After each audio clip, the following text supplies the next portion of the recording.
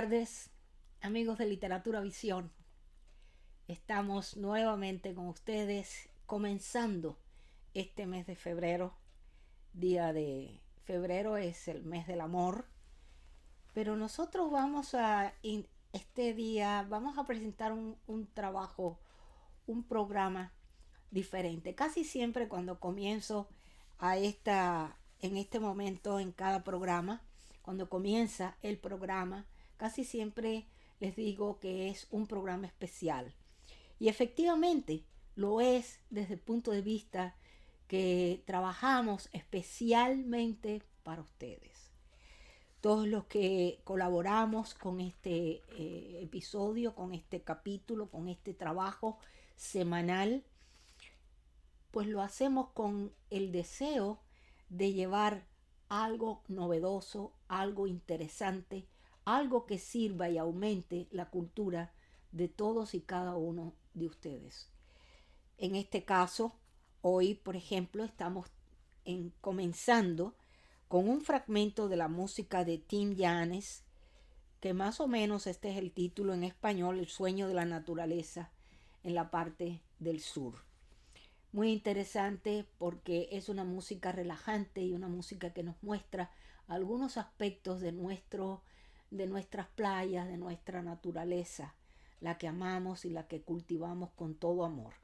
Bien, para comenzar, hoy estamos haciendo una labor diríamos, una labor que nos atañe a muchos escritores. No me pongo en el aspecto como gran escritora, pero tengo mis pinitos y al mismo tiempo tiene este trabajo que vamos a presentar en el día de hoy, tiene un poquito de estas experiencias que he tenido yo también. Este trabajo lo vamos a titular Periodismo versus literatura o literatura versus periodismo. Y para llegar a un acuerdo en este tipo de temática, podemos entender que el periodismo, dentro de los aspectos básicos de la comunicación, se lo puede estudiar para establecer un acercamiento entre periodismo y literatura. Digamos también que el periodista utiliza el término literatura como sinónimo de bibliografía. También, por regla general, establece que podría encuadrarse dentro de un aspecto mucho más amplio, la opinión, contraponiéndolo al concepto de objetividad y desde un enfoque sistémico.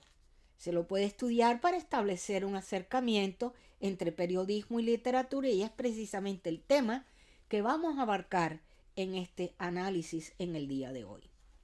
El periodismo es la historia del presente y la literatura es el periodismo del pasado. Es lógico que dentro del campo de la comunicación histórica, antes de investigar lo que hicieron los antepasados, interesen al hombre saber lo que hacen sus contemporáneos. El tiempo convierte en historia lo que en otrora fue periodismo. Periodismo y literatura son dos formas de comunicar que presentan algunas diferencias importantes. Por ejemplo, mientras que el literato puede dedicar todo el tiempo que necesite, digamos un mes, un año, 2 años, hay autores que se han tomado hasta 20, 30 años en terminar una obra. Para escribir una novela, el periodista tiene que realizar su trabajo en un plazo breve y definitivo. El escritor se dirige a un público universal, pero el periodista escribe para el lector de un periódico, que suele estar definido y además suele ser muy fiel. El mensaje literario no tiene límites de espacio y tiempo. El texto que elabora el periodista está sometido por la actualidad o espacio temporal. Generalmente, literatura e información satisfacen necesidades distintas. El lector de prensa Lee para recibir información sobre acontecimientos cotidianos que pueden afectarle inmediatamente, mientras que el lector de literatura puede buscar una satisfacción lúdica o una expansión más especializada de su conocimiento. El escritor literario puede experimentar libremente con el lenguaje, puede dar prioridad a la forma sobre la función. El periodista debe ceñirse y dar prioridad a la función en el uso del lenguaje. El autor de una obra literaria puede sentir la presión de la editorial que le ha encargado el trabajo, pero suele realizar su trabajo periodista y se debe, por lo general, a un trabajo de producción diario que le impone la empresa editora del periódico, lo que significa formar parte de una estructura organizativa y la realización de la actividad en un lugar de trabajo concreto, aunque esto último va admitiendo modelos alternativos en virtud del desarrollo de las nuevas tecnologías. Sin embargo, según Acosta Montoro nos dice, y cito, si quisiéramos diseñar un símbolo que represente la ubicación del periodismo entre la literatura y la comunicación, se elegiría a un árbol. Las raíces serían la comunicación oral y escrita. El tronco sería la literatura y las ramas del periodismo. Esta idea surge de las palabras de José Antonio Montoro, quien afirma que el periodismo y la literatura son como ramas y el tronco que no pueden vivir por separado. Tanto la literatura como el periodismo se alimentan a su vez de la comunicación, ya que desde este punto de vista, toda creación periodística o literaria puede ser considerada como una palabra global que el lector llena de sentido según su conocimiento de la lengua y su experiencia personal. Pero lejos de esta sutil interpretación, lo literario tiene bases mucho más profundas y significativas. Veamos. 1. Desde un aspecto comunicacional, es posible hallar una ubicación del periodismo con relación a la literatura. 2. Mediante un análisis exhaustivo de los géneros, un orden donde se ubica el periodismo literario y la literatura periodística en torno a la noticia y a la información como modos de enunciación y discurso. 3. La historia, por su parte, refleja la discusión de los escritores ante la Real Academia Española con el surgimiento del periodismo vinculado con la literatura. Otro aspecto a considerar es la existencia de un periodista escritor y un escritor periodista. Como último punto, se ofrece un punto de vista interesante en cuanto a la búsqueda de una verdad, tanto en el periodismo como en la literatura. Planteada la problemática, es preciso hallar una correspondencia entre los distintos aspectos. Según Acosta Montoro explica, por periodismo se entiende la función social de recopilar, procesar y difundir por cualquier medio de comunicación una noticia de interés público, con la finalidad de informar y formar, así como también la de persuadir y entretener. El mensaje periodístico, aparte de ser un hecho comunicable en el más amplio sentido, cumple con la función formativa por los juicios de valor que se emiten. Otra finalidad es la recreación, abarcando diversos humorismo, costumbre, viajes, ensayos, etc. Así pues, el periodismo incluye comunicación por esencia, información por necesidad, formación por deseo, de orientar, entretenimiento por naturaleza, y todo ello dentro de un área envolvente que incluye estilo, técnica y representación adecuada. Cierro paréntesis. En literatura, por regla general, se descuenta lo obvio. Un poema, un cuento, una novela o una pieza teatral escrita, pero ¿qué clasificación tendría un ensayo o una columna o un chimento de la farándula? ¿Cómo podemos ver eso? ¿Cómo lo podemos analizar? Y aquí está la explicación. La literatura, y consideramos esto como una búsqueda nueva, ni un sueño de fantasía divagante, ni un realismo mentiroso. Más bien, la exploración de la palabra, que es exploración del mundo y que incluye en un solo abrazo lo que suele llamarse realidad y lo que suele llamarse fantasía, ya que no solo el mundo del escritor estará lleno de sutilezas y bellezas, sino que mediante la exploración de la palabra puede fomentar en los lectores nuevas búsquedas internas. Tanto el periodismo como la literatura comparten aspectos en común. Se ha rescatado a la fantasía como elemento principal de la literatura, comprobando de esta manera lo expresado por Martín Vivaldi, y cito: el literato, el artista creador, puede deformar la realidad exagerándola. En toda creación hay hipérbole. El lector puede pasar de la realidad a la fantasía, yéndose más allá o quedándose más acá del mundo circundante. En cuanto a la creación periodística, se establece como regla general que lo que mueve a la sociedad de hoy es la necesidad de transmitir un conocimiento integral, formativo y a veces de entretenimiento. El periodismo, aún el más profundo y revelador, tiene que someterse a la realidad con la mayor honradez y objetividad. Como diría Martín Vivaldi, en gran medida sería impreciso hablar de que el periodismo pueda aparecer como el hermano menor de la literatura, porque el periodismo es también literatura.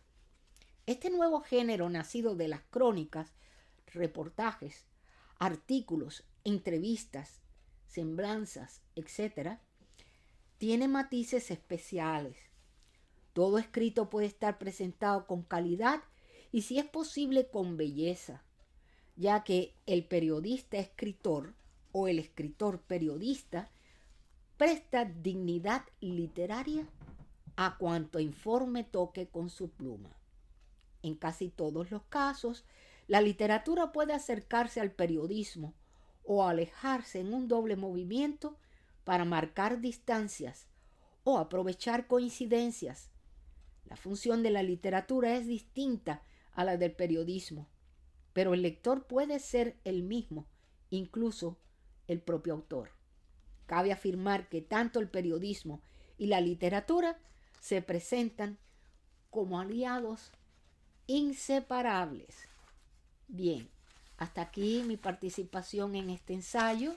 Ahora le dejo la palabra a nuestra compañera Aurea, que desde su rinconcito nos va a continuar este tema tan interesante sobre el periodismo versus literatura o literatura versus sobre el periodismo. Periodismo literario o literatura periodística. Se habla de un periodismo literario cuando el género predominante es el periodístico, secundado por la literatura, o bien, si se toma a la inversa, lo literario predomina ante lo periodístico. Un cuento o un poema pueden ser publicados en un diario. Un artículo o una crónica pueden tener su lugar en un libro. En esta materia no existen reglas fijas, lo mismo que para la fusión entre ambos géneros.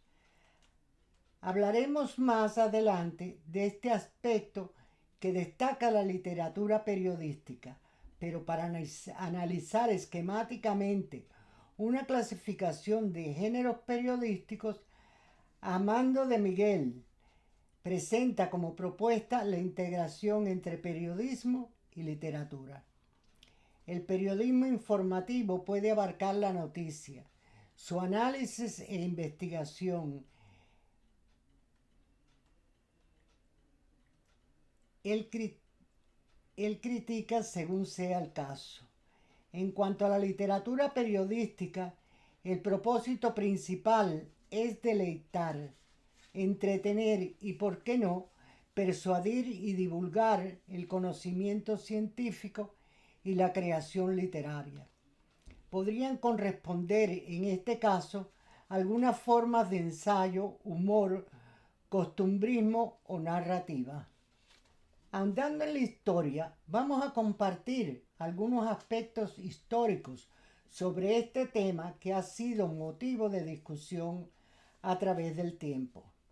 Según Acosta Montoro nos cuenta sobre una discusión histórica ocurrida en el siglo XIV ante la Real Academia Española. Dice Montoro que los folletinistas formularon una polémica en torno al rol del periodista y su vinculación con la literatura. Sin embargo, ya en 1845, Joaquín Rodríguez Pacheco lleva su discurso ante la Real Academia Española defendiendo los derechos literarios del nuevo género, el periodismo. 50 años después, Eugenio Celés leía un discurso de ingreso a la academia y se refería al periodismo como un género literario, comparándolo con la historia, la novela, la crítica y la dramática. Decía, y cito, es género literario la oratoria que prende los espíritus con la palabra y remueve los pueblos con la voz. Es género literario la poesía que aloja la lengua de los ángeles en la boca de los hombres. Es género literario la historia, enemiga triunfante de la destrucción y del tiempo, porque hace volver lo que pasó y resucita el alma de las edades muertas. Es género literario la novela, que narra lo que nadie ha visto, de suerte que a todos nos parece verlo. Es género literario la crítica, que pesa y mide la belleza y tasa el valor y contrasta la verdad y las mentiras artísticas. Es género literario la dramática, que crea de la nada hombres mejores que los vivos y hechos más verosímiles que los reales. No ha de serlo el periodismo, que lo es todo en una pieza, arenga escrita, historia que va haciéndose, efemérides instantáneas, crítica de lo actual y, por turno pacífico, poesía idílica cuando se escribe en la abastada mesa del poder y novela espantable cuando se escribe en la mesa vacía de la oposición.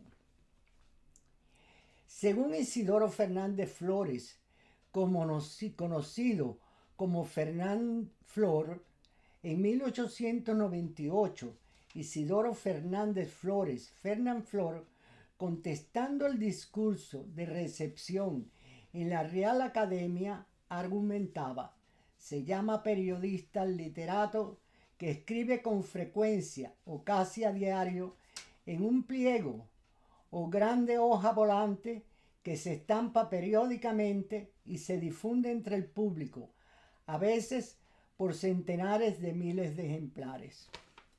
Cuando se logra que estos centenares de miles de ejemplares sean comprados y leídos, el periodista que dispone de ellos y escribe, dicta o inspira su contenido. No puede negarse que posee un instrumento poderosísimo para influir en la opinión, para modificarla. El libro es un medio de publicidad y el periódico es otro. De ambos medios se vale o puede valerse el escritor, pero ¿hay en realidad diferencia literaria entre ambos medios? De una serie de artículos se forma a menudo un libro, y de fragmentos o pedazos de un libro se hacen a menudo también unos artículos de periódicos. Tan cierto es lo dicho, que no hay arte de escribir o de hablar donde entre los diversos géneros de discursos escritos o hablados se califique al periódico como género aparte. Hay poesía y prosa. La poesía es o puede ser lírica, épica y dramática, con no pocas subdivisiones o especies híbridas como elegías, sátiras, epístolas y fábulas. La prosa puede ser didáctica o no didáctica, dirigirse a enseñar, a deleitar a ambos fines, puede ser narración verdadera o fingida y llamarse historia, novela o cuento. En primer término, se puede afirmar que el periodista es ante todo un escritor. Este aspecto se ha visto en el análisis presentados por los articulistas ante la Real Academia Española, en donde se señalaban fundamentalmente la visión futura del periodista, no siendo ajena a su tarea a la de cualquier escritor. Desde el punto de vista lingüístico, el periodismo se interrelaciona con la literatura. La historia de ambos se encuentra plagada de ejemplos.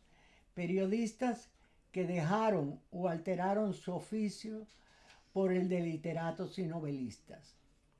Hay periodistas que utilizan a la literatura para revivir y transformar en arte los hechos que testifican la realidad. Por otro lado, se busca un sentido a la realidad y un acercamiento hacia la literatura. Por ello, algunos novelistas incursionan en el campo de la información para orientar con sus ideas y observaciones acerca de los sucesos de actualidad. Bueno, señora Novas, empiece usted ahora su parte. Así, recibiendo el micrófono de nuestra querida compañera Aurea Sosa, continúo el tema de la semana. Ernest Hemingway es un claro ejemplo, porque siempre reconoció que la técnica periodística le puede ayudar a un literario joven a mejorar su estilo. Así tenemos su obra maestra El viejo y el mar, escrito en 1952 por encargo de la revista Life. Este relato lo conformó como uno de los escritores más significativos del siglo XX, obteniendo el premio Pulitzer en 1953 y ayudando su carrera hacia el Premio Nobel de Literatura que recibió en 1954. Otro caso notable, es el Día de John Dos Passos, quien utilizó la técnica periodística para escribir una de sus principales novelas, Juan Paul Sartre, al efectuar su análisis de la obra de Dos Passos en 1919, escribe, y cito, que se vive en el tiempo, se cuenta en el tiempo, la novela se desarrolla en el presente, como la vida.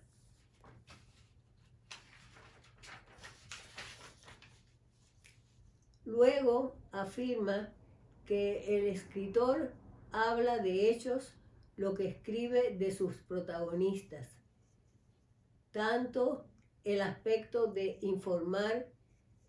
informaciones solamente publicitarias y agrega 2 pasos, informa de todas las palabras que pronunciaba en sus personajes, en el estilo de las declaraciones de prensa.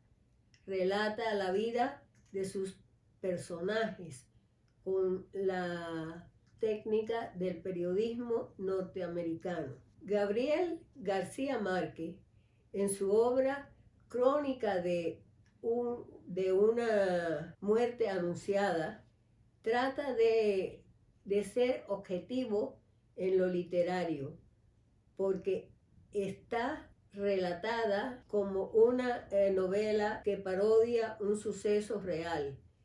Gabriel García Márquez comenta que la historia de esta ficción parte de un hecho real. Dice, y cito, cuando ocurrieron los hechos en 1951, no me interesaron como material de novela, sino como reportajes. Si se toma por caso a Gabriel García Márquez, que puede afirmar que está enredado en las dos profesiones, escritor, periodista o periodista-escritor. Comenzó la profesión de periodista en el diario El Espectador y luego en el Heraldo. Fue cronista de guerra y visitó París y otras ciudades del mundo. Su vocación siempre fue la escritura, incluso había abandonado casi por completo sus estudios de abogacía para recorrer con sus antiguos amigos y discutir temas afines, política, literatura y hacer comentarios de las obras que aparecían publicadas en suplementos literarios de otros autores que con el tiempo llegarían a ser considerados innovadores. Era el ámbito de la creación literaria mundial. Se considera un lector procaz y constante, analítico en cuanto al estilo que empleaban los escritores contemporáneos para describir sus secretos y llevarlos a la práctica. Incluso asegura que comenzó a escribir por casualidad, solo para demostrarle a los amigos que su generación era capaz de producir escritores. Para el escritor colombiano, el punto de partida de una tragedia visual, una imagen visual. En otros escritores creó un libro, una idea o un concepto. Yo siempre parto de una imagen.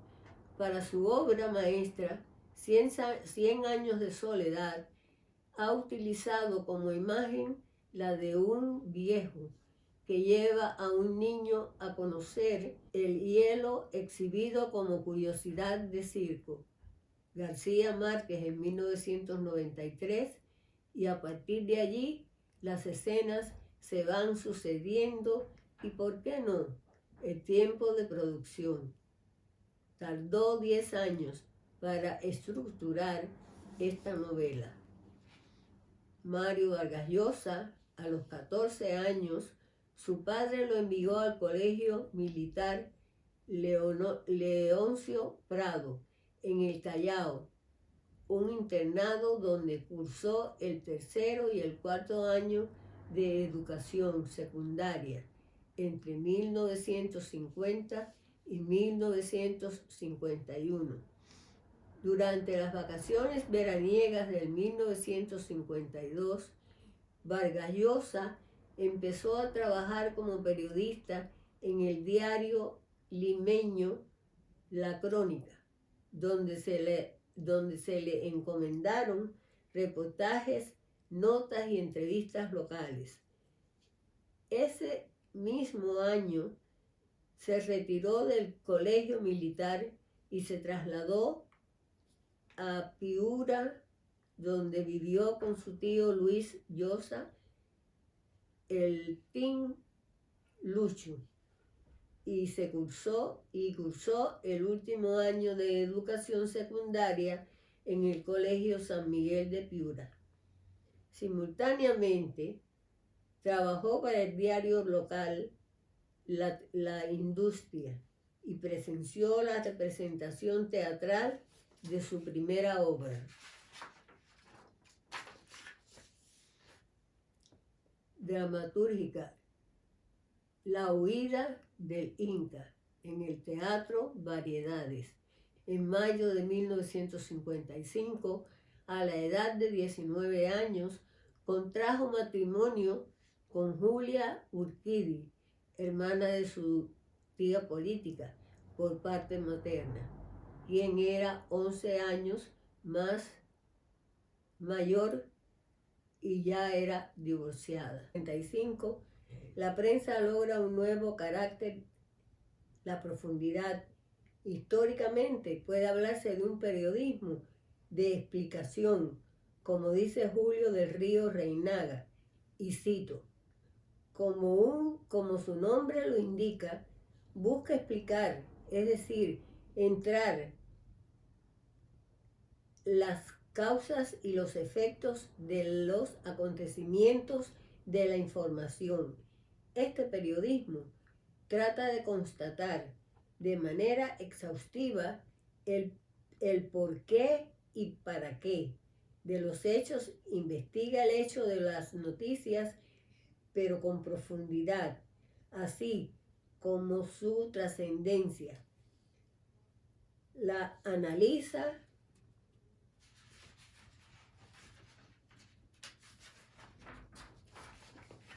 y la interpreta sin llegar necesariamente al comentario.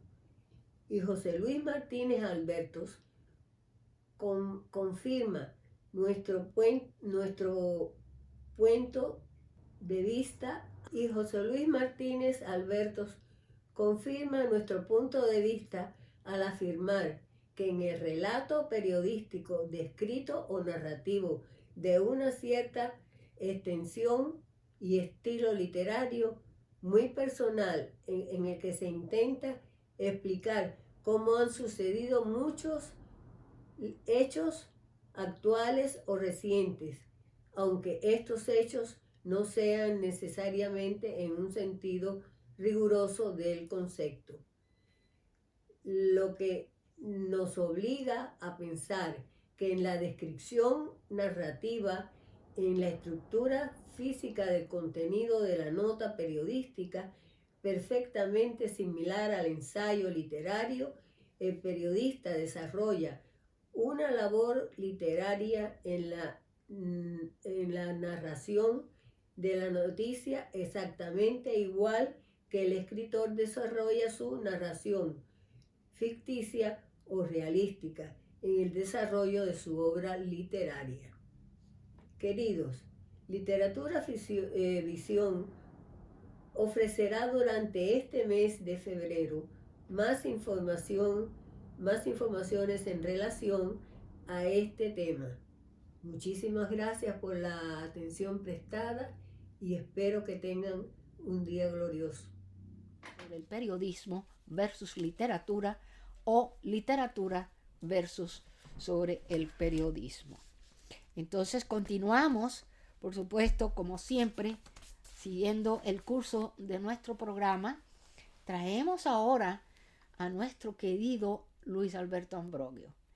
Él nos ha prometido, nos ha ofrecido viajar a través de los diferentes países y a través de este viaje ir mostrándonos aquellos autores que han recibido y han sido homenajeados de alguna u otra forma por su trabajo literario. En esta ocasión, el doctor Luis Alberto nos lleva directamente hasta Nicaragua para presentarnos a uno de los poetas más importantes, amigo personal del doctor, el cual tiene una historia apasionante. Con ustedes, el doctor Luis Alberto Ambrogio, con el poeta Ernesto Cardenal. Adelante, doctor, tiene la palabra. Muy buenas tardes, doctor. ¿Cómo se encuentra en el día de hoy? Buenas tardes, Rosalía. Muy bien, felizmente aquí, disfrutando un buen tiempo y con buena salud, que es lo más importante en estos momentos de tantos contagios y cosas. Es verdad. ¿Qué nos trae en esta? Comenzamos el mes de febrero, habría un nuevo ciclo, un viaje diferente, nuevos autores, en fin. Le dejo la palabra para que nos comente.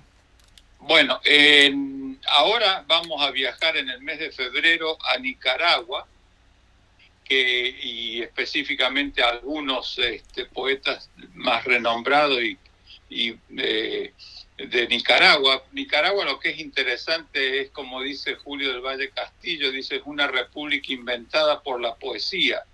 Y también Pablo Neruda la llamó a Nicaragua la garganta pastoril de América, y Pablo Antonio Cuadra la llamaba el país palabra, porque realmente es increíble la importancia de la poesía para este país, empezando obviamente por Rubén Darío, donde los monumentos y el aeropuerto se llama Rubén Darío, tiene nombre no de generales, sino de poetas. Entonces voy a hablar en este mes, en los 4 segmentos, de 4 poetas. El primero es Ernesto Cardenal, el segundo hablaré de Claribel Alegría, el tercer segmento se lo dedicaré a Pablo Antonio Cuadra, que dicho sea paso, estos 3 poetas yo los he conocido personalmente, he tenido muy buena relación, hemos hablado muchísimas veces. Y bueno, y concluiré, porque no puedo dejar de concluir, con Rubén Darío. El primero entonces, Ernesto Cardenal, que ganó el premio Reina Sofía de Poesía Iberoamericana en el año 2012. Él nació en Granada en 1925, en el seno de una de las familias más respetables del país. Él durante su infancia residió en la Casa de los Leones, uno de los edificios más relevantes de la ciudad de Granada. Y su infancia se parece en ciertos aspectos a la de Rubén Darío. Rubén Darío, cuando hace el recuerdo de su infancia, dice que él era un niño devoto, que se confesaba todos los sábados en la iglesia de San Francisco. Y él pone en su biografía que yo me confesaba también todos los sábados en la iglesia de San Francisco, que estaba al lado de mi casa.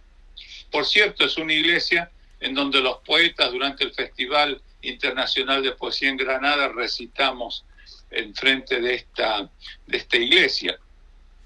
Él estudió, por supuesto, en diferentes lugares, y no voy a dar muchos detalles porque realmente es demasiado. Estudió Filosofía y Letras en la Universidad Nacional Autónoma de México, luego también estudió en Nueva York, y tuvo viajes por Europa, España, Suiza, Italia. Y después de que falló uno de los golpes contra Anastasio Somoza, que fue en abril del 54, se fue, y en el año en 1957 entró en la abadía trapense de Nuestra Señora de Getsemaní en Kentucky, en los Estados Unidos, donde conoció al monje y escritor norteamericano Thomas Merton, que fue uno de sus grandes mentores. Yo muchas veces cito acá en mis trabajos sobre Ernesto Cardenal frases de su biografía que él me regaló en una oportunidad y me la dedicó muy hermosamente. y él decía que la muerte que murió al año siguiente, Thomas Merton, en Tailandia, dice, su muerte es la pena mayor que he tenido en mi vida religiosa, o en mi vida toda, yo creo. Él era para mí un padre, espiritualmente hablando. Bueno, en mayo de 2005, él fue nominado al Premio Nobel de Literatura, no lo recibió, pero recibió muchos otros premios. Por ejemplo, en el 2009 recibió el Premio Iberoamericano de Poesía Pablo Neruda, de manos de la presidenta de Chile en aquel momento, Michelle Bachelet, y también fue miembro de la Academia Nicaragüense de la Lengua Española, también fue nombrado miembro correspondiente de la Academia Mexicana de la Lengua Española, y como dije antes, en el año 2012 fue distinguido con el premio Reina Sofía. También fue presidente de una red internacional de escritores por la tierra, y esto lo menciono porque yo también era miembro de esta asociación y estuvimos juntos precisamente en México cuando le dieron a él la Universidad de Veracruz y le dieron el premio, le otorgaron el doctor honoris causa junto con Galeano, a los cuales yo admiro, porque a pesar de tener una tendencia así del socialismo, sin embargo, ambos eran los grandes críticos de los errores del socialismo y de los también gobiernos socialistas que obviamente cometieron muchos errores. Él fue ministro de Cultura entre los años 1979 y 1988 en Nicaragua durante el gobierno sandinista, y luego por supuesto se rebeló contra este gobierno y teniendo muchos problemas con Ortega y su gente. A él se lo coloca como parte de la generación de los 40 de Nicaragua. Es interesante, yo he publicado un artículo precisamente en la revista de la Academia Norteamericana de Lengua Española en homenaje a Ernesto Cardenal, como poeta, como sacerdote revolucionario nicaragüense, y organicé este homenaje junto con, invitándola a Daisy Zamora y a otros grandes escritores nicaragüenses como Julio Valle Castillo y Arnulfo Agüero, el gran periodista cultural, honrándolo precisamente a raíz de su fallecimiento, como dije anteriormente, en el año 2020, el 1 de marzo. Es interesante, y esto era motivo de mis conversaciones con Ernesto Cardenal, la presencia en la poesía de mujeres que él había amado en diferentes situaciones. Y por ejemplo, yo lo he leído, como dije antes, varias veces, la autobiografía que me regaló en su oficina del Centro de Escritores y me dedicó con un fuerte abrazo, un abrazo fraterno.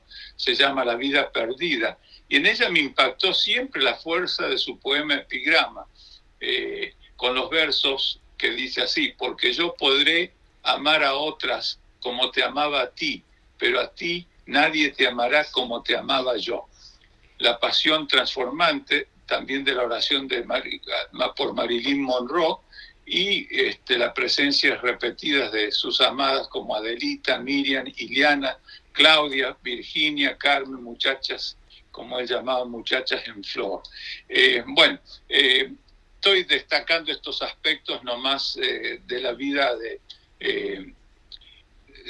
Ernesto Cardenal. Hay muchísimos para hablar de él.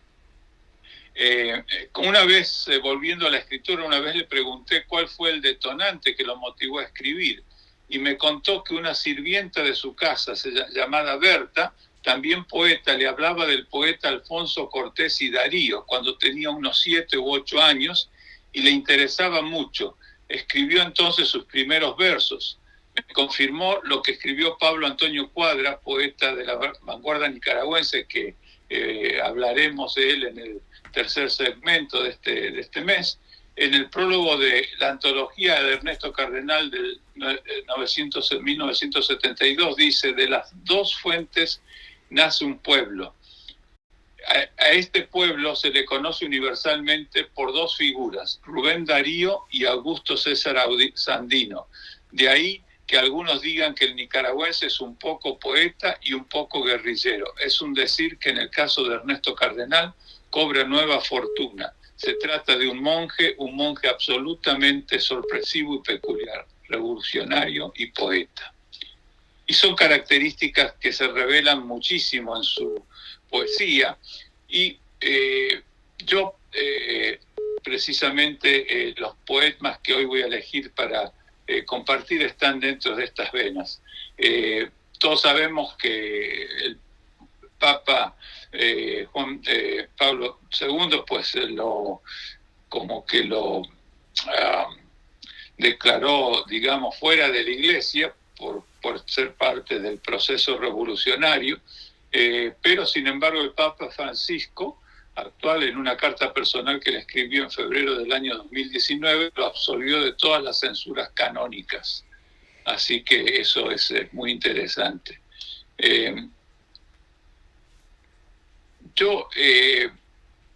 Hay varios, es interesante también la relación que él tuvo y escribió con José Coronel Urtecho, hizo una antología de la poesía norteamericana, y a mí me sorprendió y confirmó su aprecio por la poesía estadounidense. Allí escribe: me parece que tiene mucha razón el poeta y crítico norteamericano Selden Rodman cuando dice que la poesía norteamericana es la única poesía del mundo dedicada a cantar la democracia.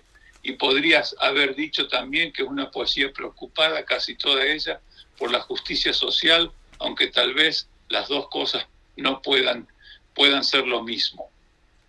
Y me hablaba, por supuesto, de Walt Whitman, etc. A mí realmente uno de los poemarios que más me ha gustado fue Canto Cósmico, en donde él mezcla la ciencia y la poesía. El poeta José Coronel Urtecho dice de ello: creo que la ciencia y la poesía no se habían encontrado hasta hoy para formar un todo científico poético. Lo que parece de veras nuevo en nuestra lengua y en toda otra lengua que yo conozca es que en poesía se hable de la ciencia o hable de ciencia en la lengua de la ciencia. Como la Divina Comedia de Dante, Cántico Cósmico de Cardenal es un canto de amor. Hay unos cuantos poemas que después fueron escritos para ser agregados al gran poema Cántico Cósmico, y estos son los que se publican luego en un libro llamado Versos del Pluriverso.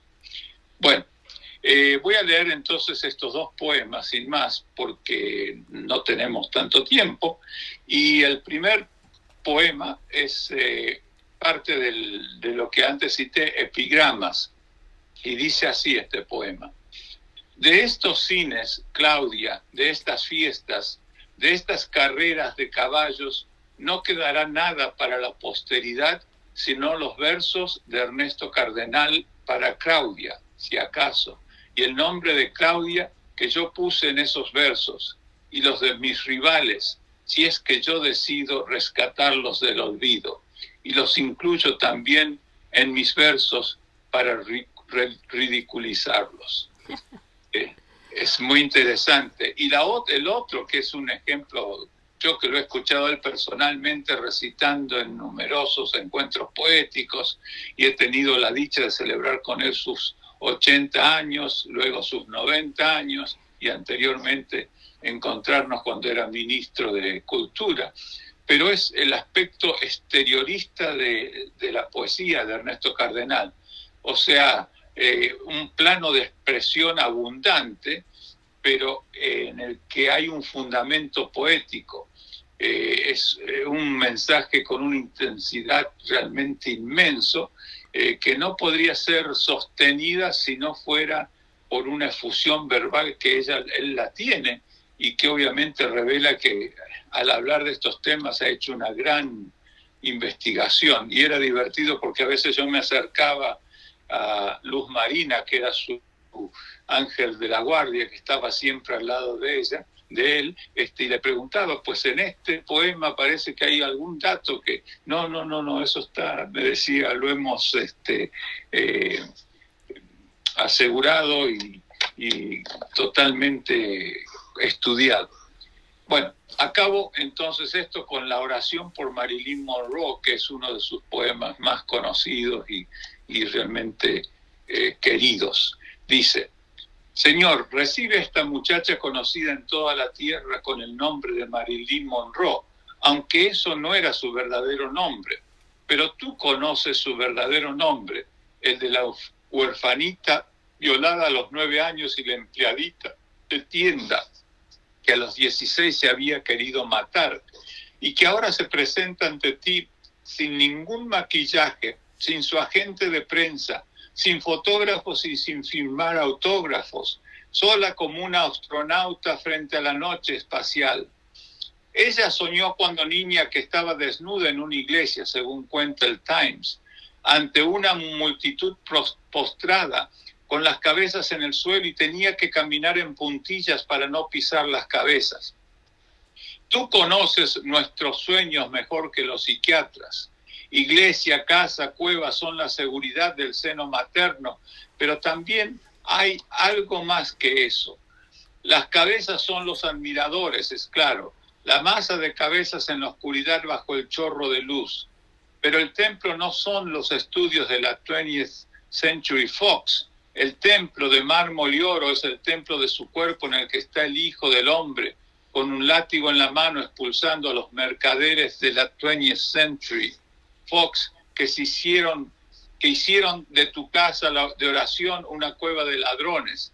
Señor, en este mundo contaminado de pecados y radioactividad, tú no culparás tan solo a una empleadita de tienda, que como toda empleadita de tienda soñó ser estrella de cine, y su sueño fue realidad, pero como la realidad del Technicolor. Ella no hizo sino actuar según el script que le dimos, el de nuestras propias vidas, y era un script absurdo. Perdónala, Señor, y perdónanos a nosotros por nuestra 20th Century, por esta colosal superproducción en la que todos hemos trabajado. Ella tenía hambre de amor y le ofrecimos tranquilizantes. Para la tristeza de no ser santo se le recomendó el psicoanálisis. Recuerda, Señor, su creciente pavor a la cámara y el odio al maquillaje, insistiendo en maquillarse en cada escena, y cómo se fue haciendo mayor el horror y mayor la impuntualidad de los estudios. Como toda empleadita de tienda, soñó ser estrella de cine, y su vida fue irreal como un sueño que un psiquiatra interpreta y archiva. Sus romances fueron un beso con los ojos cerrados, que cuando se abren los ojos se descubre que fue bajo reflectores y apagan los reflectores, y desmontan las dos paredes del aposento. Era un set cinematográfico, mientras el director se aleja con su libreta porque la escena ya fue tomada. O como un viaje en yate, un beso en Singapur, un baile en Río, la recepción en la mansión del duque y la duquesa de Windsor, vistos en la salita del apartamento miserable. La película terminó sin el beso final. La hallaron muerta en su cama con la mano en el teléfono, y los detectivos supieron que iba a llamar, pero como alguien que ha marcado el número de la única voz amiga, y que tan solo la voz de un disco le dice wrong number, o como alguien querido por sus gángsters alarga la mano a un teléfono desconectado. Señor, quien quiera que haya sido el que ella iba a llamar y no llamó, tal vez no era nadie o era alguien cuyo número no está en el directorio de Los Ángeles. Contesta tú el teléfono. Oración por Marilyn Monroe. Bueno, con esto me despido de ustedes. Espero que hayan disfrutado este hermoso y muy peculiar poema típico de la poesía de Ernesto Cardenal, el gran poeta, el gran escritor, el gran promotor cultural, el gran sacerdote y también de una revolución.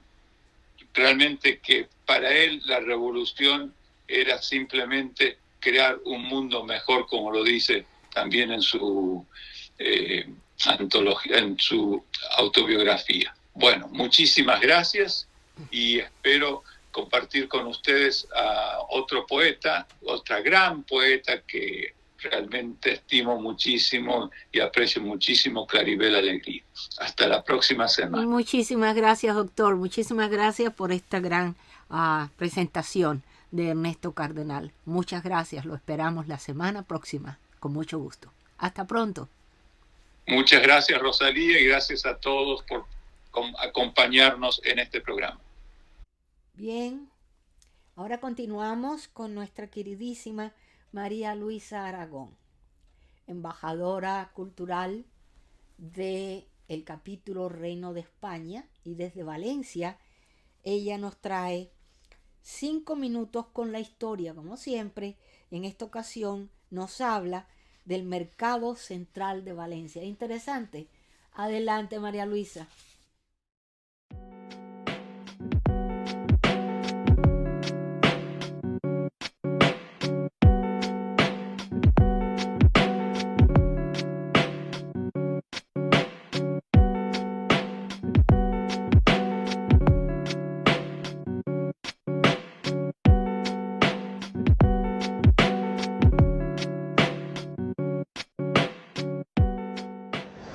Les saluda Marisa Aragón para Literatura Visión, desde Valencia, España. Estamos en un lugar muy bonito, que es el Mercado Central de Valencia. El Mercado Central de Valencia es todo el encanto que guarda entre sus calles, puentes, monumentos, arquitectura, gastronomía y un largo etcétera. Entre la multitud de rincones fascinantes que tiene esta ciudad, nos encontramos con el maravilloso Mercado Central. No solo lo dice esta valenciana enamorada de su tierra, sino también la cadena de televisión británica BBC, al considerar el Mercado Central de Valencia entre los más bonitos del mundo. Es uno de los edificios más bonitos y turísticos de la ciudad y una de las obras maestras del modernismo valenciano. Se empezó a construir en el año 1914 y finalizaron las obras el 23 de enero de 1928. El rey Alfonso XIII inauguró el Mercado de Valencia con una gran comida para más de 2.000 pobres. Sobre su historia, con la conquista de la capital del Túria por el rey Jaime I el Conquistador en el año 1261, el mercado se celebraba semanalmente, hasta que en tiempo del rey Pedro IV el Ceremonioso abrió sus puertas diariamente, en vez de cada 7 días. Pese a ser permanente, los puestos se montaban y desmontaban cada mañana. El Mercado Central es uno de los más grandes de Europa, con una superficie de 8.160 metros cuadrados.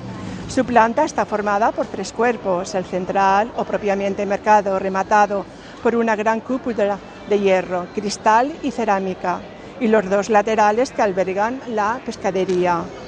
El mercado combina el metal, las cúpulas, el vidrio, las columnas. Hacen del mercado un lugar mágico, como si de una catedral de comercio se tratara. En el centro del edificio se aprecia una gran cúpula coronada por una veleta y es un auténtico parque temático de la gastronomía. Cuenta con 1.200 puestos en los que se vende todo tipo de alimentos, como pescado, mariscos, frutas, especias, carnes y embutidos, entre otros, tanto para consumo doméstico como para abastecer importantes restaurantes de Valencia, con lo que se corona como el mercado de productos frescos más grande de Europa. La compra en este lugar está cargada de gran encanto, por la belleza de su arquitectura y la tradición e historia del mercado. Con motivo del centenario, los reyes de España que ostentan la presidencia honorífica del centenario del Mercado Central visitaron el 24 de noviembre del año 2016 el Mercado Central. Durante su recorrido saludaron a los vendedores que día a día trabajan para lograr que en este mercado en activo más grande de Europa y firmaron en el libro de oro del mercado. Deseo que hayan disfrutado de este relato. Muchas gracias. Es una maravilla de mercado. Gracias. Ponte la mascarilla. Hola, hola.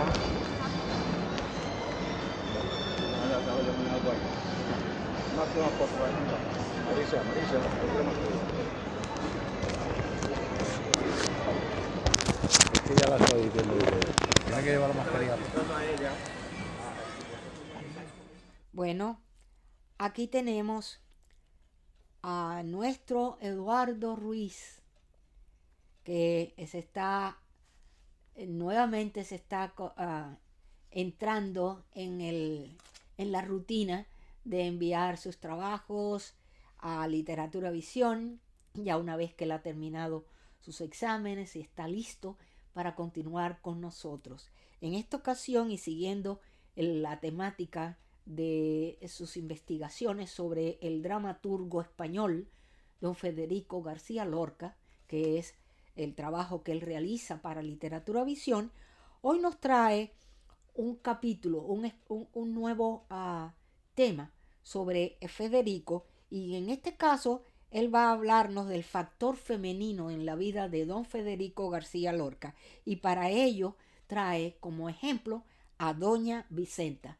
Adelante, Eduardo, bienvenido nuevamente a nuestro programa.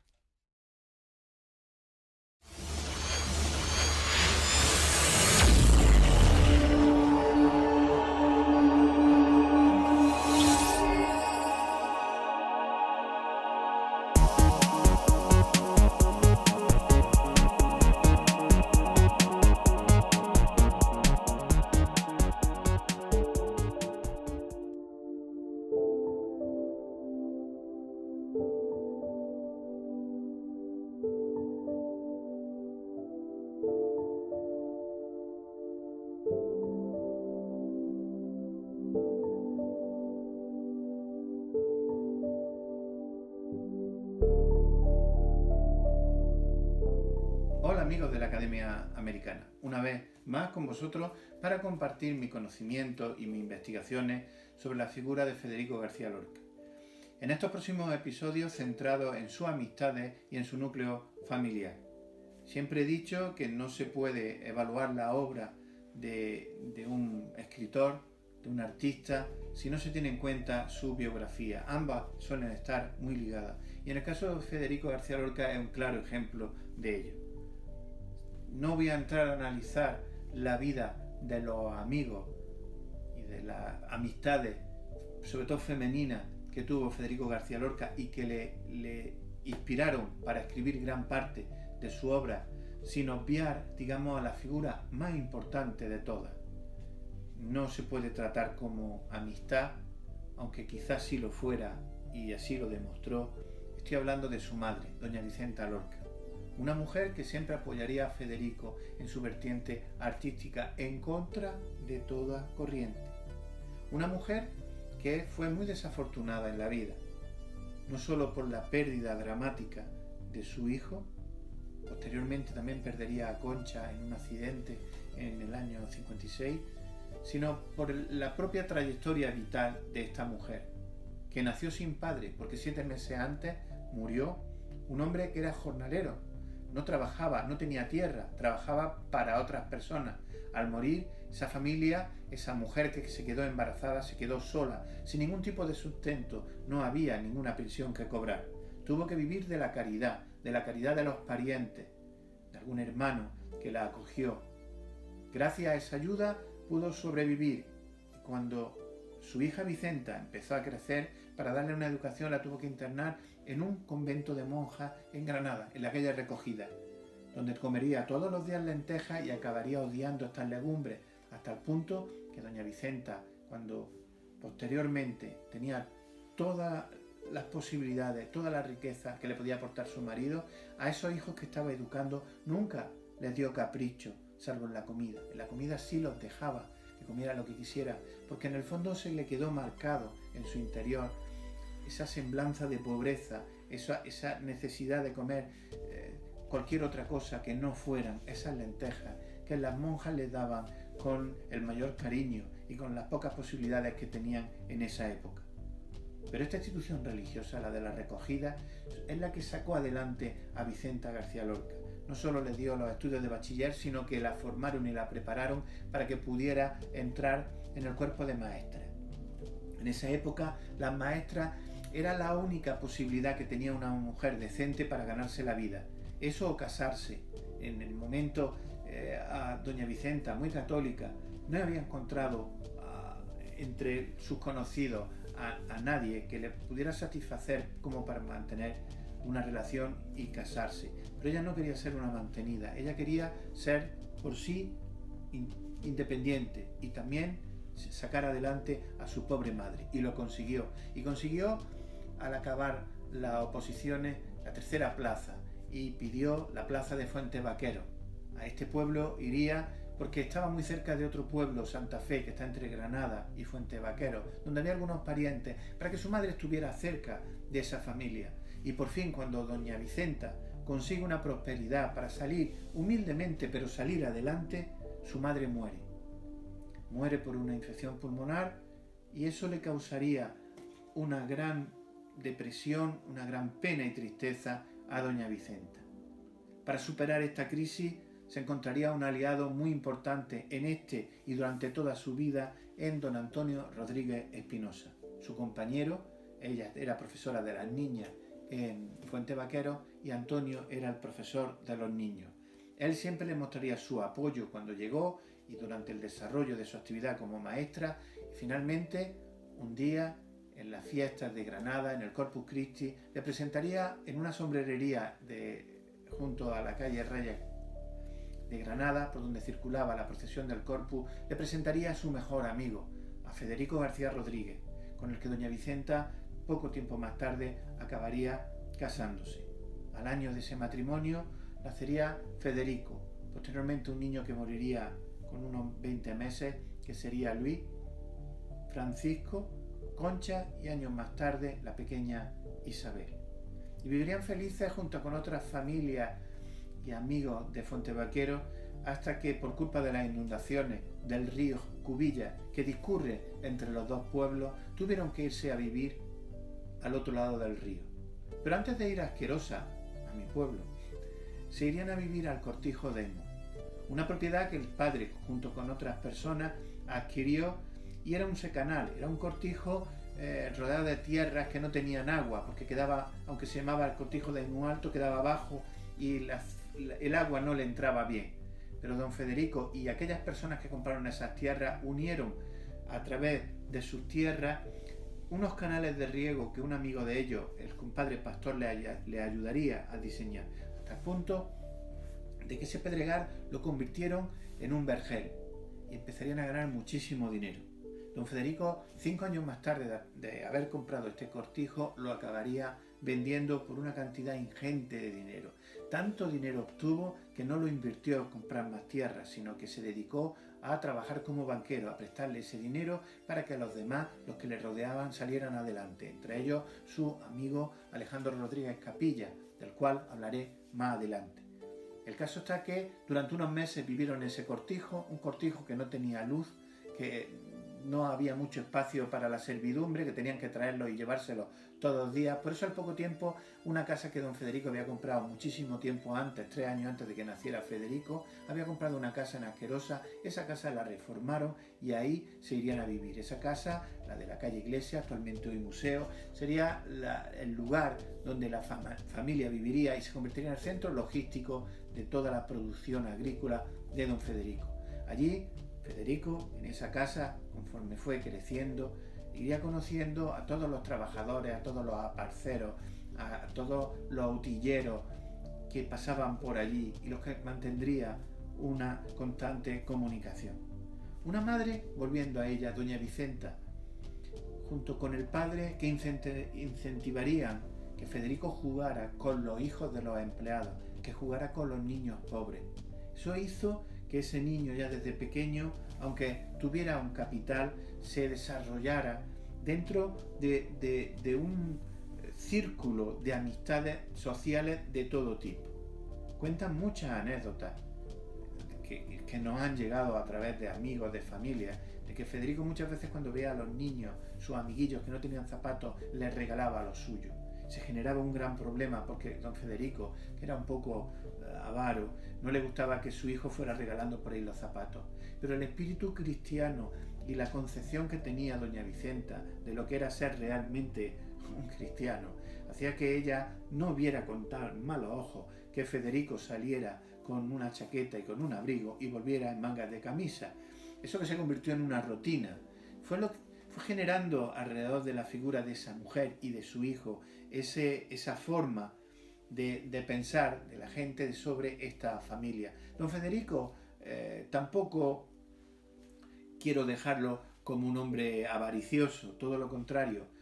Le generaría mucha envidia en el pueblo el hecho de que don Federico tratara con respeto y pagara muy bien a sus trabajadores, hasta el punto que los labriegos que trabajaban para otros terratenientes, todos querían trabajar con don Federico, porque pagaba bien y trataba justamente a sus trabajadores, cosa que no hacían los demás, con lo cual, con el paso del tiempo, se fue generando esa tensión. Don Federico, de espíritu liberal, que se dedicaría a la política dentro de este partido liberal, en contra de lo que eran los conservadores, se iría ganando esta imagen de hombre revolucionario, de empresario del siglo XX y del siglo XXI, es decir, se iría adelantando en su época, no solo en la forma de tratar a sus trabajadores, sino en cuanto a las formas de cultivar, de regar y de invertir en los negocios. Y siempre apoyado por una gran mujer, doña Vicenta, de conocimiento de literatura, de música, que siempre apoyaría a su hijo, Federico. Llegado el tiempo que Federico estudiara el bachiller, lo mandaron a Almería, que es una ciudad que está bastante lejos de Granada. En aquella época, llegar a Almería por carro o a caballo reportaba días enteros. El tren había que hacer escala y se tardaba un día en llegar a Almería. Aún así, ¿por qué lo mandan a Almería? Sencillamente porque don Antonio, el amigo que yo les contaba antes de doña Vicenta, el compañero del colegio, don Antonio Rodríguez Espinosa, lo habían trasladado a esta ciudad y estaba en el hospicio y allí se dedicaba a formar niños para que entraran a estudiar al bachiller. Don Federico organizaría una expedición con su hijo, con el hijo de Francisca Alba, Alejandro, con mi abuelo y con otros niños más que marcharían a Almería, a casa de don Antonio, donde los cuidaría Mercedes, su esposa, con sus 3 hijas. Desde ese momento, Federico empieza a adoptar un posicionamiento hacia las letras. ¿Pero por qué Almería? ¿Por el maestro? Pues sí, porque doña Vicenta, que ya tenía en su experiencia haber pasado hambre en un internado, no quería que a su hijo Federico le sucediera lo mismo. Por eso decidió que en vez de mandarlo a un colegio mayor, a Granada capital, lo suyo era que fuera a Almería, donde iba a estar bien preparado, bien formado y bien cuidado por doña Mercedes.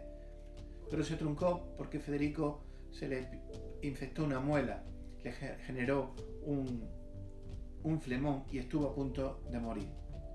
Rápidamente lo volvieron aquí y entre la vida y la muerte Federico salió adelante.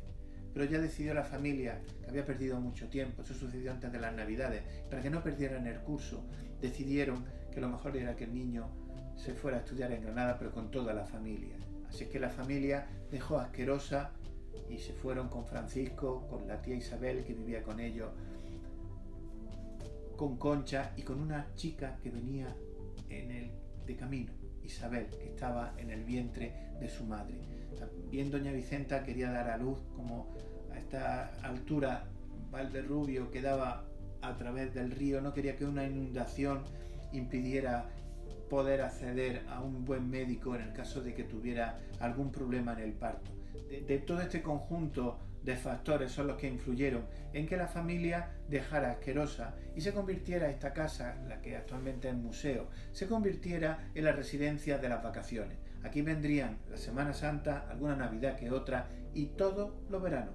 todos los veranos hasta que en el año 1926 ya don Federico compra la residencia que sería de ellos en Granada, sería la huerta de San Vicente.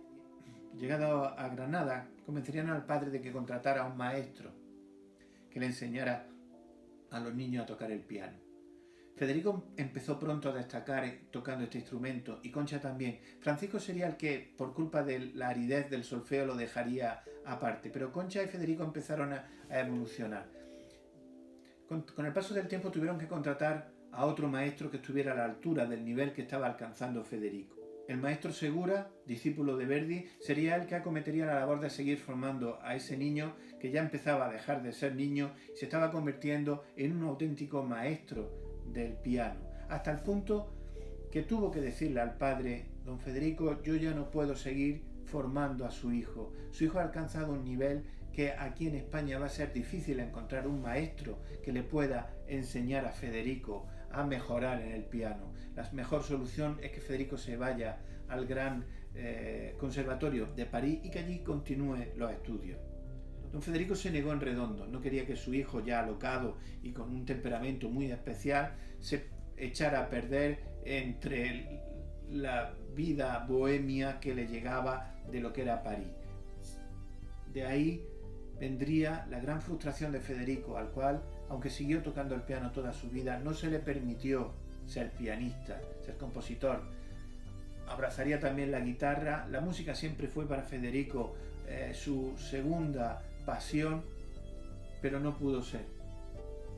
Y preparándose para entrar en la universidad a la cual le obligaron a matricularse, sería cuando, haciendo los viajes previos con un maestro de literatura, empezaría a amar a las letras, y en una carta que le manda en uno de esos viajes a su hermano Francisco, le reconoce que adopta a la literatura como su segunda madre. A partir de ese momento, doña Vicenta, la auténtica madre de Federico, compartiría con su hijo esa afición por las letras. Hasta aquí el episodio de hoy. La semana que viene seguiremos hablando de doña Vicenta y de la importancia que tuvo en la creación artística y humana de su hijo Federico. Hasta pronto.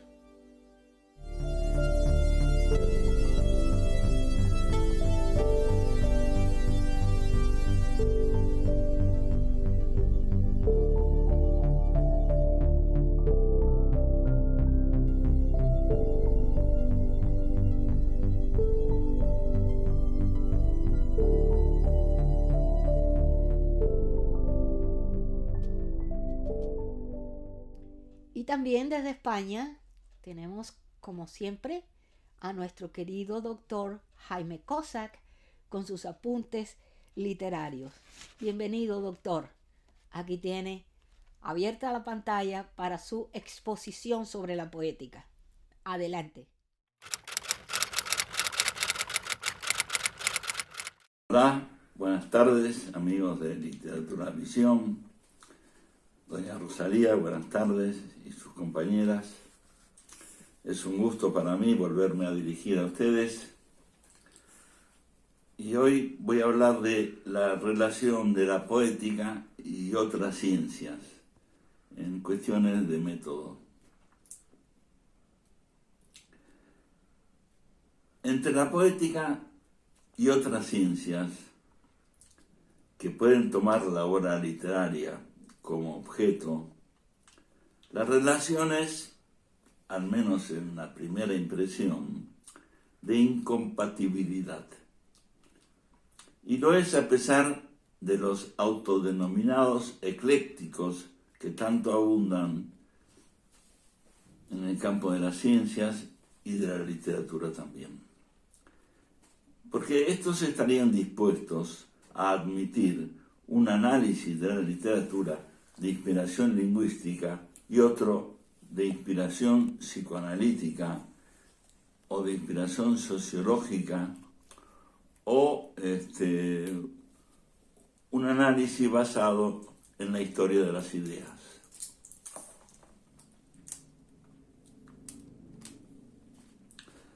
Según dicen, la unidad de todas estas operaciones estaría dada por la unicidad de su objeto, en este caso, la literatura. Sin embargo, tal afirmación es contraria a los principios elementales de la investigación científica, porque la unidad de las ciencias no se constituye a partir de la unidad de su objeto, porque, por ejemplo, no hay una ciencia de los cuerpos, ¿no? La medicina no es una ciencia única, aunque aparentemente los cuerpos sean un objeto único a la vista. Pero hay una física, una química, una geometría, fisiología, anatomía, en fin, más hoy en día que la medicina se maneja con especialidades y cada médico te trata de un aspecto del cuerpo. El cuerpo entero, los médicos ya no lo tratan. Y nadie exige que se otorguen iguales derechos dentro de una ciencia de los cuerpos a un análisis químico o un análisis fisiológico.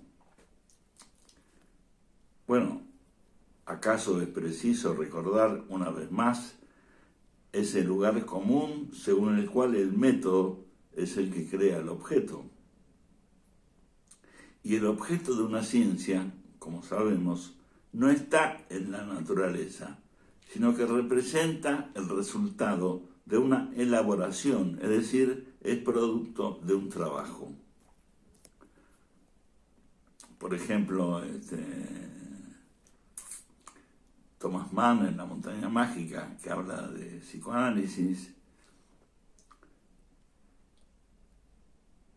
eso pertenece al campo de la literatura, no del psicoanálisis. El mismo Freud hizo análisis de obras literarias, de Shakespeare, el Hamlet, ¿no? O de la filosofía griega. Pero eso no pertenece a la historia de la literatura, sino a la historia del psicoanálisis, como en el caso de Thomas Mann sí pertenece a la historia de la literatura. Una literatura más moderna, porque Thomas Mann es más moderno que muchos literatos actuales, porque está más al día, más ayornada en cuanto al tema de las ciencias. Las demás ciencias del hombre pueden utilizar a la literatura como materia para sus análisis. Pero si estos últimos son buenos, forman parte de la ciencia en cuestión y no de un análisis literario difuso. Además, si un análisis psicológico o sociológico de un texto no es digno de ser considerado como parte de la psicología o de la sociología, es difícil comprender por qué debería ser acogido automáticamente en el seno de la ciencia de la literatura. Así que, bueno, por hoy esto es lo que quería comentar. La próxima vez seguiremos desarrollando estos temas y veremos. Muchas gracias y buenas tardes. El pasado día 27 de enero se conmemora un aniversario más del Holocausto, de muchas de las personas que pasaron por esta situación tan penosa dentro de la historia de la humanidad. Y hay una persona muy importante dentro de nuestra academia, el doctor Ernesto Kahn, que además de ser pintor, es poeta, escritor, tiene muchísima trayectoria y abarca muchísimos otros aspectos, campos culturales. El doctor, además de ser pintor, un gran pintor, y además de ser poeta, relaciona casi siempre su poesía con los cuadros que pinta o viceversa. Y hoy nos trae un homenaje al Holocausto que precisamente por conmemorarse en estos días esta fecha, Él ha hecho este trabajo para Literatura Visión. Con ustedes, el doctor Ernesto Cajam, con su trabajo de pintura y poesía. Adelante, doctor.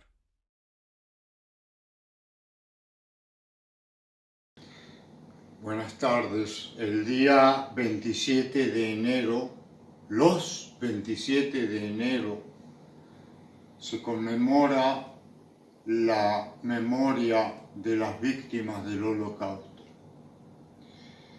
En oportunidad de este día, yo quiero presentar una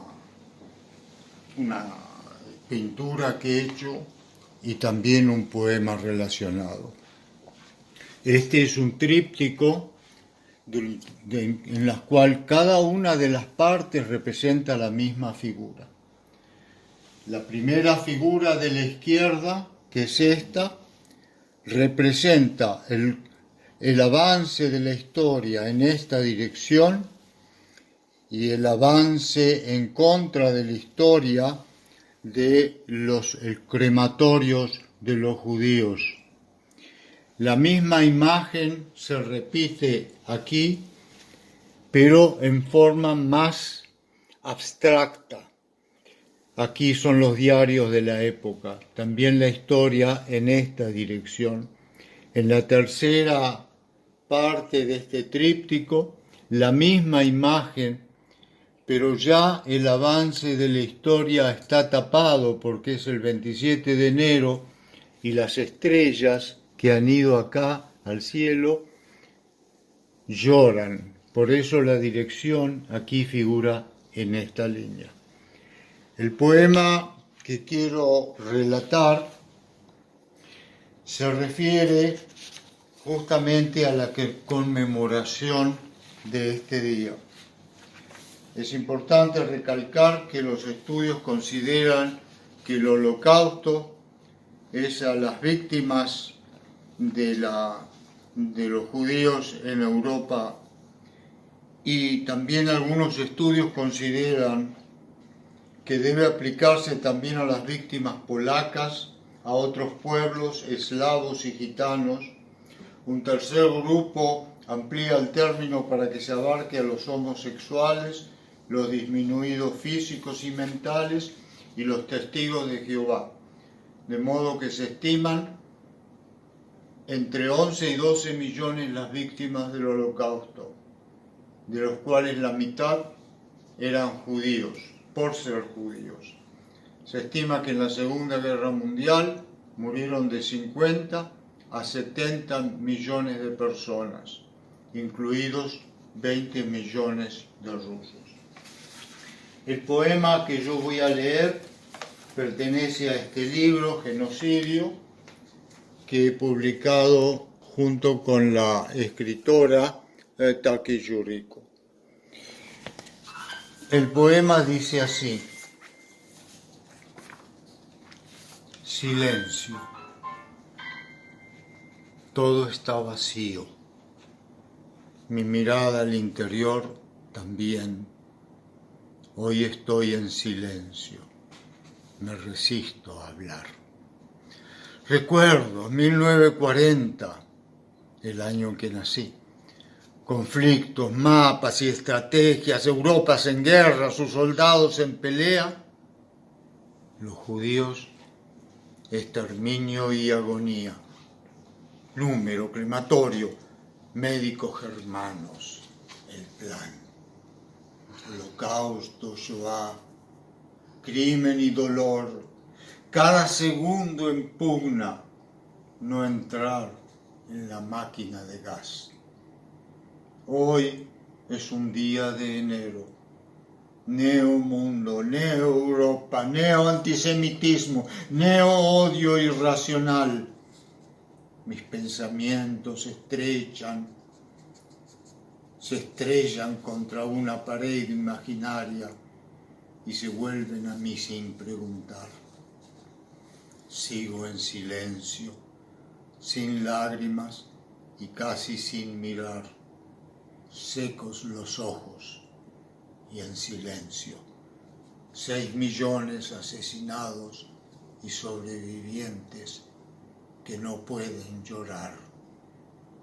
Secos los ojos, mirando al vacío, y yo en silencio para no hablar. Hoy es un día de enero. Interesante, profundo, doloroso, pero es la realidad. Lo que pasó, lo que quedó en la historia como una huella, no podemos borrarla. Solamente, como hace el doctor Kahan, hacer un homenaje sobre el tema. Muchísimas gracias, doctor. Agradecido siempre. Bueno, ahora vamos a los reconocimientos y los avances. Reconocimientos que nos trae nuestra querida Aurea Sosa. Y más adelante, nuestra querida también María Josefa, que va a hablar sobre los avances de este programa para el próximo día 14 de febrero, que precisamente será el día de San Valentín. Entonces, les dejamos. Más adelante también estará Alba Learning con sus anuncios. Adelante pues, mis queridas. Literatura Visión se complace en presentar el reconocimiento de la semana del 31 de enero, un espacio para felicitar y reconocer la labor más sobresaliente de un capítulo, directivos ejecutivos, delegados o miembros.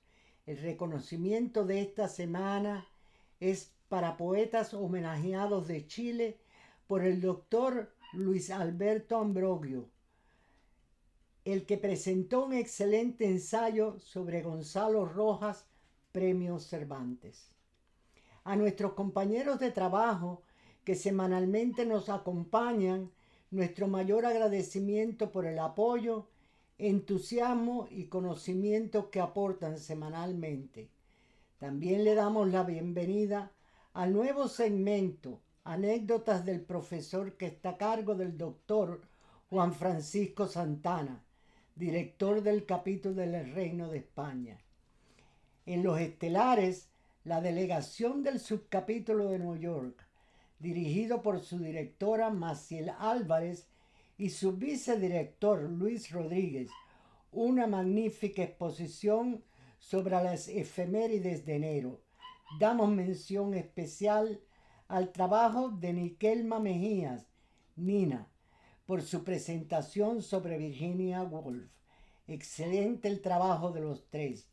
A todos, muchísimas gracias. Queridos amigos, una vez más, como cada lunes, los avances de la semana. Literatura Visión se complace en ofrecer el próximo lunes, febrero 14, al doctor Luis Ambrogio con un nuevo ciclo de poetas homenajeados. A la embajadora cultural del Reino de España, la licenciada doña María Luisa Aragón, con otro de sus relatos culturales e históricos. A Rafael Tony Badía, con un importante ensayo sobre Rubén Darío. En los estelares encontraremos a doña María del Carmen Aranda, vicepresidente del capítulo Reino de España, con un hermoso trabajo sobre San Valentín. Los esperamos. Muchas gracias. Buenos días a todos, estimados amigos de Literatura Visión. Quiero aprovechar la oportunidad que me brindan para invitarles a visitar nuestra biblioteca, en la que encontrarán libros y audiolibros de las más variadas temáticas y autores de todas las épocas y nacionalidades.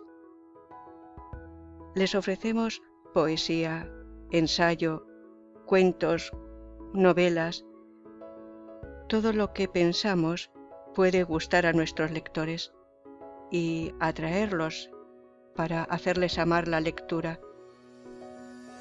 Ese es nuestro único objetivo, el promover el amor por los libros y el respeto por los autores, muchos de los cuales casi han pasado al olvido, y son precisamente esos los que nosotros queremos rescatar para que los miles de lectores que nos visitan a diario puedan disfrutar de la belleza de sus obras. Cervantes, con su Don Quijote de la Mancha y las novelas ejemplares, Jorge Isaacs, con su novela María, Gustavo Adolfo Bécquer, con las rimas y leyendas, Santa Teresa de Jesús y cientos de autores más le esperan en nuestra página. Muchas gracias. Saludos y mis respetos desde España. Llegó el momento de los estelares. Los estelares del día de hoy van a ser presentados de una forma distinta a como acostumbramos en este programa. Habíamos anunciado, como ustedes habrán visto, que hoy se iba a mostrar, y lo haremos, la entrega del capítulo de la Academia Norteamericana de Literatura Moderna Internacional en el país africano de Guinea Ecuatorial. Es un orgullo para nosotros este día.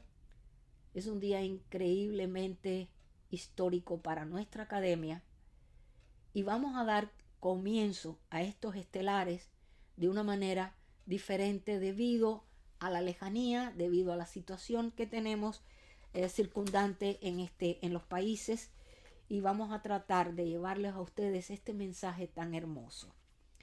Y siempre nos movemos dentro del ámbito del español, porque ese es precisamente uno de los objetivos de la Academia Norteamericana de Literatura Moderna Internacional, cuando la hemos fundado con el propósito de empoderar nuestro idioma español a través del mundo, a través de todos los países a donde nuestra academia tiene ha plantado su semilla, y es precisamente con la idea única de que nuestro español sea cada vez mejor, más correcto y ocupe y abarque mucho más territorio en el mundo. El español, y vamos a hablar ahora de por qué español y por qué castellano, como ocurre en muchas de los países que lo conocen o lo manifiestan o lo presentan de estas formas. El español o castellano es una lengua romance procedente del latín hablado perteneciente a la familia de lenguas indoeuropeas. Pertenece al grupo ibérico y es originario de Castilla, reino medieval de la península ibérica. Se conoce también informalmente como Castilla en algunas áreas rurales e indígenas de América, pues el español se empezó a enseñar poco después de la incorporación de los nuevos territorios de la corona de Castilla.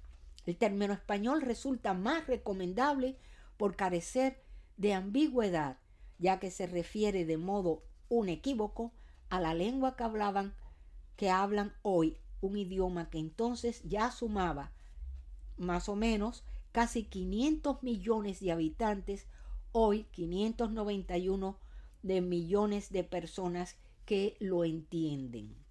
El español, como otras lenguas romances, es el resultado de siglos de evolución a partir del latín hablado, denominado latín vulgar, desde el siglo III aproximadamente. Tras la caída del Imperio Romano, el latín vulgar de la Hispania romana se fue transformando y divergiendo de las otras variantes del latín que se hablaban en otras provincias del antiguo imperio. Así que, frente a la tendencia a pensar que el castellano fue primero la lengua de Castilla, que después se impuso por fuerza o grado al resto de territorios españoles, existen pruebas filológicas para afirmar que el castellano nace ya como lengua común, es decir, como español. Enseñar el español, y cito esta frase, es más que enseñar una sintaxis y un diccionario, comentó Su Majestad el Rey Felipe VI en su discurso el mes de octubre pasado en el Instituto Cervantes con motivo del 30 aniversario de fundación. Dijo además, y cito, es enseñar el conjunto de valores que en él se expresan, los valores que nos unen en una diversidad cultural que habla en esta lengua y que podemos apedillar con orgullo como una lengua universal.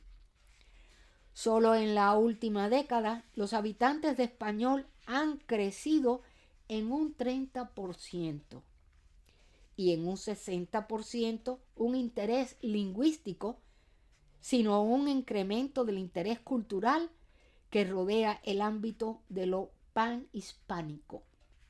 Bajo esta estructura y siguiendo los cánones de nuestra cultura hispánica, la Academia Norteamericana de Literatura Moderna Internacional ha fundado esta organización precisamente para empoderar y difundir internacionalmente de una forma correcta el idioma que nos une de una forma común, o sea, el español.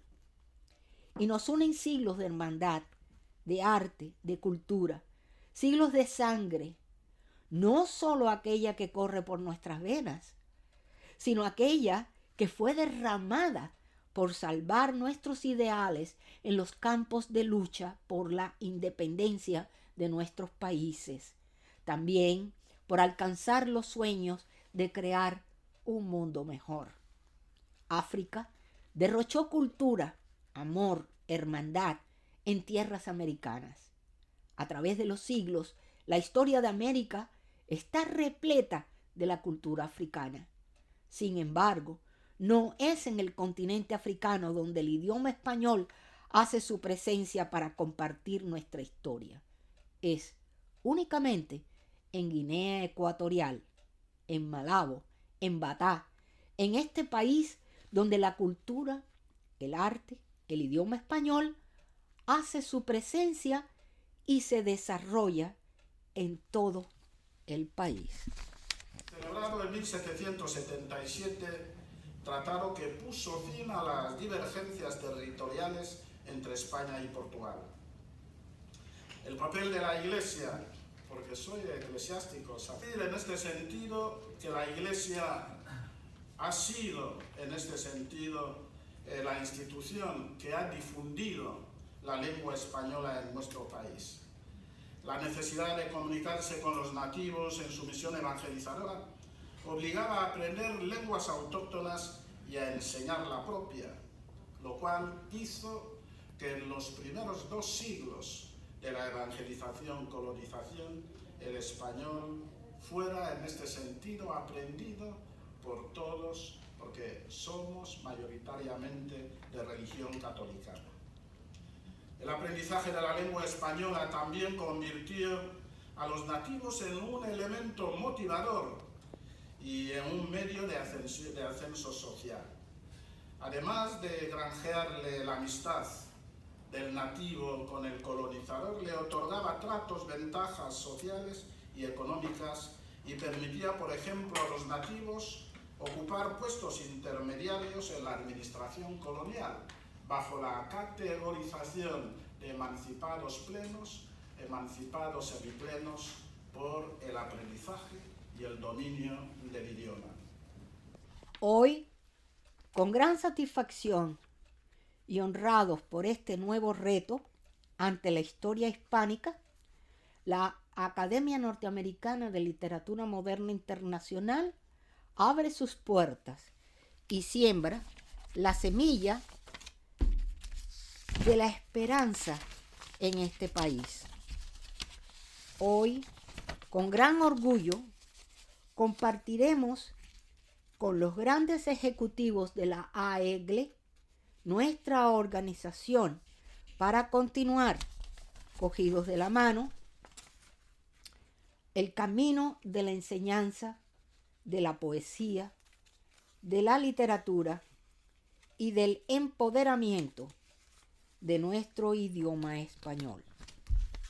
Desde Guinea Ecuatorial, nuestro presidente, el excelentísimo doctor Agustín Nse Mfumu, en el momento de firmar los acuerdos, con nuestra Academia Norteamericana de Literatura Moderna Internacional. El presidente de la Academia Ecuatoguineana de la Lengua Española, la EGLE, lo ha hecho oficial.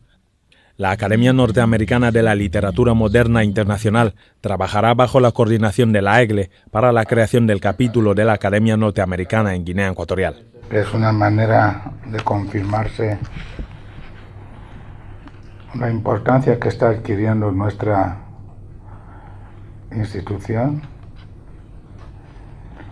y la seriedad con la que se le está tomando, ya no solo en el país, sino fuera de él. Las relaciones institucionales de la EGLE y la Academia Norteamericana de la Literatura Moderna Internacional, cuya presidenta es la académica norteamericana doctora Rosalía de la Soledad, se consolidaron en el año 2019, cuando la Academia Norteamericana pidió la presencia en sus foros lingüísticos a académicos ecuatoguineanos. Y ellos lo hicieron por primera vez en Washington, la segunda vez en Nueva York y la tercera en Miami. Queremos hacer que el español sea una lengua naturalizada, usada por todo el mundo. En segundo lugar, queremos que esa lengua, al ser naturalizada por razones jurídicas y razones históricas, esa lengua sea capaz de ser el puente de transmisión de nuestros conocimientos, fundidos con los conocimientos nuevos que recibimos a través de la lengua española. La EGLE, desde su creación en el año 2013 bajo un decreto presidencial, ha ido internándose para promocionar la primera lengua oficial por todo el mundo. Hoy por hoy se habla de reencuentros de culturas. Nosotros decimos, el único país africano donde el español es lengua oficial. Sí. En 2015 se integra en la ASALE y en la Real Academia Española, y en este mismo transcurso de eventos nombra académico honorífico en el año 2017 a su excelencia Teodoro Biangue Mambazoa y en el año 2021 a doña Constancia Mangue, la primera dama de la nación. Tras este paso con la Academia Norteamericana de la Literatura Moderna Internacional, Guinea Ecuatorial, que es el único país de habla hispana en todo el continente africano a través de la EGLE, se abren nuevos retos académicos para la perfección del uso de la lengua española, que hablan cientos de millones de personas en todo el mundo. La cultura de Guinea Ecuatorial en el continente está fuertemente arraigada y ha sido en gran medida influenciada por costumbres y tradiciones españolas durante el período de colonial que encuentra la educación. El país posee, fíjense bien, qué interesante, una universidad, la Universidad Nacional de Guinea Ecuatorial, conocida por sus siglas UNGE, con campus en Malabo, y una facultad de medicina en Batá. La Universidad Nacional de Educación a Distancia, por sus siglas UNED, española, cuenta también con una sede en Malabo y otra en Batá desde 1981. Recientemente se ha creado la Universidad Afroamericana de África Central, conocida como AAUCA, por sus siglas AAUCA. Y esta es parte nada más de lo que es la cultura, de cómo se está manejando la cultura, la educación, el conocimiento en Guinea Ecuatorial. De estas dos universidades, vamos a tomar esto en consideración, a pesar de que no se encuentra en estos videos en el día de hoy, pero de estas dos universidades, la UNGE y la AAUCA, se han creado dos delegaciones muy importantes para delegar la Academia Norteamericana de Literatura Moderna Internacional en Batá, contando con otras 3 delegaciones no menos importantes, de las cuales hablaremos más adelante probablemente en capítulos, en episodios de Literatura Visión más adelante. En este sentido, vamos al pasado día 27, de enero, y en reunión plenaria de los ejecutivos de la AEGLE se dio apertura oficialmente a la Academia Norteamericana de Literatura Moderna Internacional en Malabo, Guinea Ecuatorial. Veamos este video.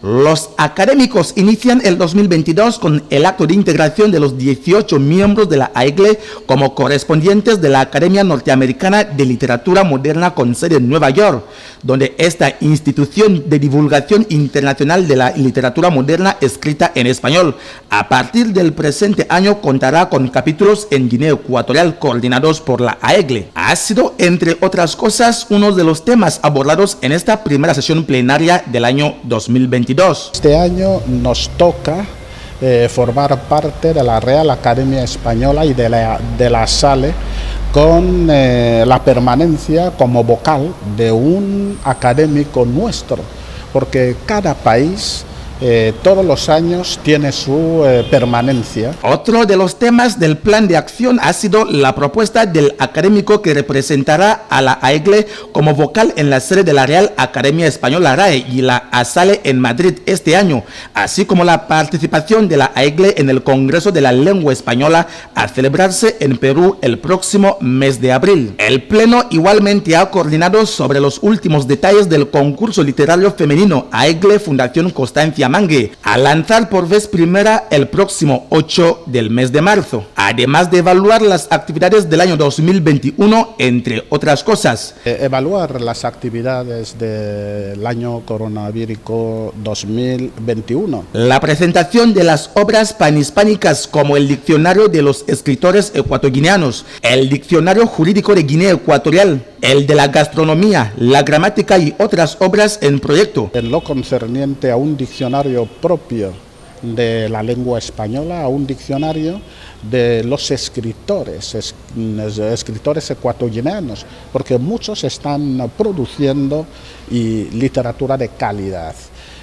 Pudimos presentar estos programas y estos proyectos. Literatura Visión y la Academia Norteamericana de Literatura Moderna Internacional han presentado el inicio de una unión que hará historia a partir de este momento dentro y fuera de las fronteras literarias universales. Seremos nosotros quienes nos hemos comprometido a mostrar al mundo todos los valores que encierran las culturas de este país. Valores estos que son universales y que se pueden resumir en la idea del respeto a los más cercanos, pero también a los más lejanos. Seremos nosotros precisamente los intérpretes que podemos presentar estos valores al resto del mundo, y nada mejor que hacerlo desde el suelo en que fueron creados, desde allí, desde la misma tierra donde nace y se alimenta esta cultura, desde el mismo terreno donde hoy planta su semilla nuestra organización, para continuar juntos en este maravilloso camino del saber, apoyados por nuestro idioma español, desde Guinea Ecuatorial.